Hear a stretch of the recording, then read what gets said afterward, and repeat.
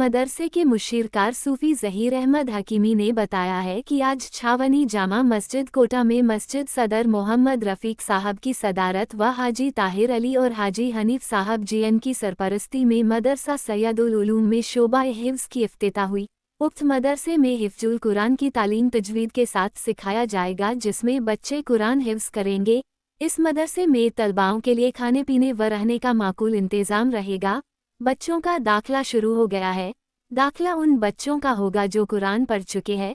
Programme में शहर काजी जुबैर अहमद साहब, सूफी जाहिद हुसैन, हाजी अमीन पठान साहब, रफ़ीक बुम्बिया, मदरसे के मुंतज़िम हाफिज़ कासिम साहब, सूफी नासिर साहब, सूफी शहीद अहमद, सरवोदे ग्रुप के हाजी अब्दुल गफ्फार मिर्ज़ा साहब, हाजी हशरू पठान, मौलाना रौनक अली साहब, हाजी इकरामुद्दीन साहब, मुफ्ती इख्तिसासुद्दीन साहब, सूफी अब्दुल बारी साहब और कोटा शहर के तमाम मस्जिदों और मदरसों के आइम्मा हज़रात ने शिरकत फरमाई। आखिर में सालातो सलाम के साथ मुल्क में अमन चैन की दुआएं की। ये किस तरह का आज का ये मकसूद प्रोग्राम जामा मस्जिद छावनी बंगाली कॉलोनी में है। मदरसा सैयदुल उलूम हमने शुरू किया है और इसकी इफ्तिताह है। इसमें शोबा हिफ्ज़ है। इसमें जो बच्चे कुरान पढ़ चुके हैं उनको हाफिज बनाने के लिए ये सिलसिला शुरू किया है। अल्हम्दुलिल्लाह अब ये दीन के साथ साथ दुनियावी इल्म की तरफ भी हम कोशिश करेंगे।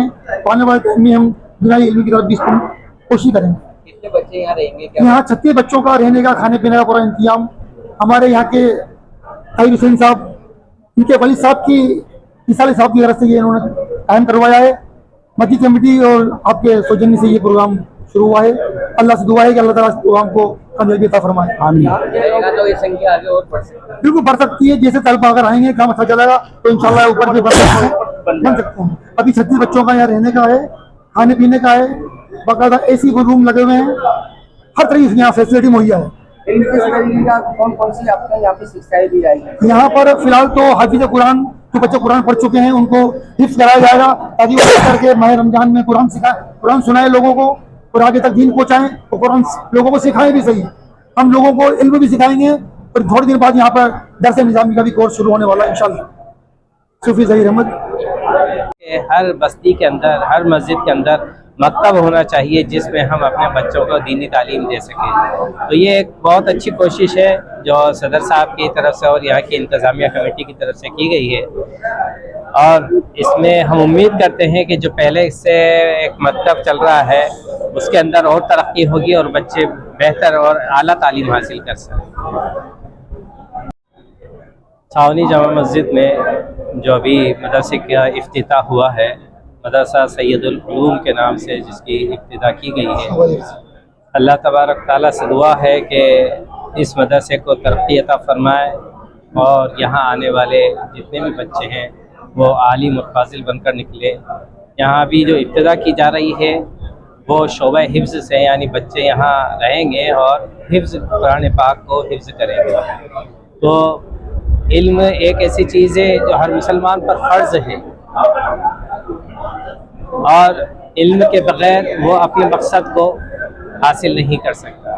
लिहाजा इसकी और आज ये इमारत जो है अल्हम्दुलिल्लाह उसी का सबब। हाजी साहब ने अपने जिंदगी में क्या किया वो मुझे भी याद है।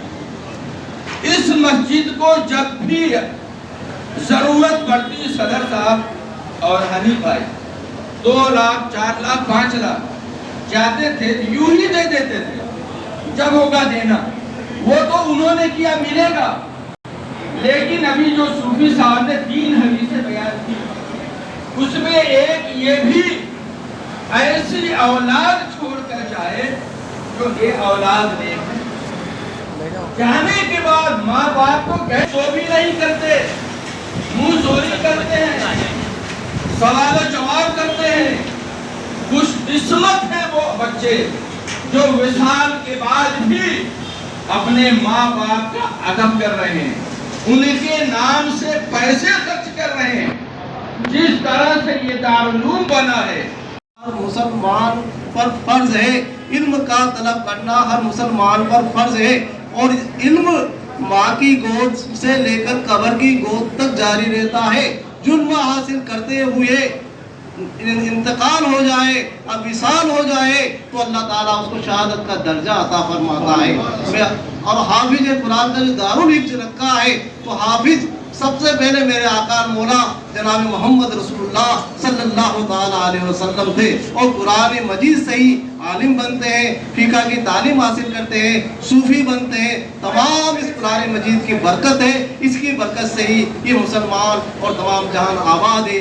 جتنی بھی ایجاد ہوئی ہے کلام مجید فرقان حمید سے ہوئی ہے۔ میرے پیر و مرشد حافظ بھی ایسا ہونا چاہیے جو حافظ لاسانی ہے، جس کے بارے میں سرکار دو عالم صلی اللہ تعالیٰ علیہ وسلم فرماتے ہیں کہ جب حافظ قبر کے اندر جاتا ہے تو اللہ تعالیٰ مٹی سے فرماتا ہے، اے مٹی تو پہچانتی ہے یہ کون ہے؟ وہ عرض کرتی ہے یا مولا کریم پروردگار حافظ قرآن ہے، اس کے سینے میں حافظ ہے۔ تو مٹی سے حکم دیتا ہے کہ اس کے اوپر حرام ہو جانا، اس کو مد ایذا مت پہنچانا، اس کو تکلیف مت پہنچانا، اس کے جسم کو نقصان مت پہنچانا۔